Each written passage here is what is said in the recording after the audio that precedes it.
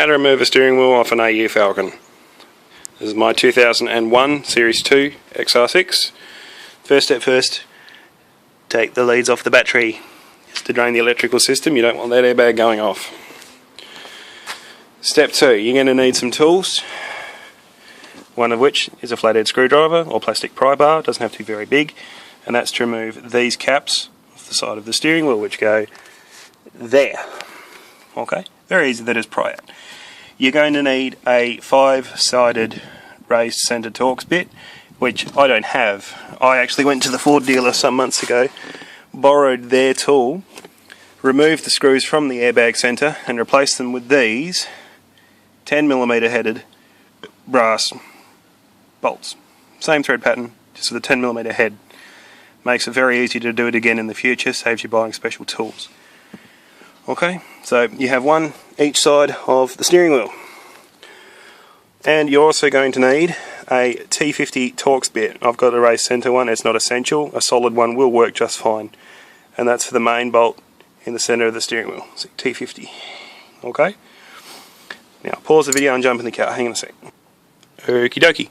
Now with the two bolts out, you'll notice that the crash pad now comes off. Lay it down gently. Have a look behind it. You'll notice that straight away, that main yellow feed wire there is what powers the airbag. So, very simply, just pry it off. Just pops off. But, crucially, make sure your battery's disconnected. You don't want this bad boy going off when you're this far from it. Okay, now you'll also need to undo this electrical connector here, which basically just pulls out, but otherwise you can just slide your thumb in underneath the end there, kind of like this. Lift that tab up out of the way and it separates. Now that's the airbag out of the way, that's the safety bit, so pretty straightforward. Now also you'll need to remove this here. If you grab the whole clip and pulls off this plastic section of the steering wheel. This is what your steering wheel buttons are controlled by, okay? Same type of connector as the red one. You just gently pull. Now I've already undone mine, but that's okay. Okay, now your T50 bit goes in there, so we'll get mine out. I've already undone this because I've prepped this video. Okay, so you pop it on there, you turn and turn and turn and turn and turn and turn and turn. Okay, and it comes out.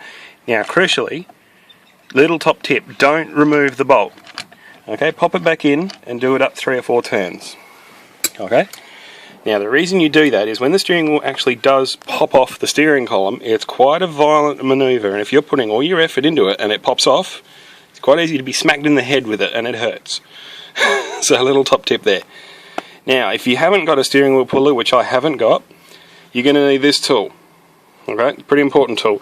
Give the steering wheel a good solid few whacks all the way around it. You can be quite violent, but you have to go all the way around it just to make sure that you shock the system here. It has to break the seal between the square threaded steering column and the metal bracket of the steering wheel here.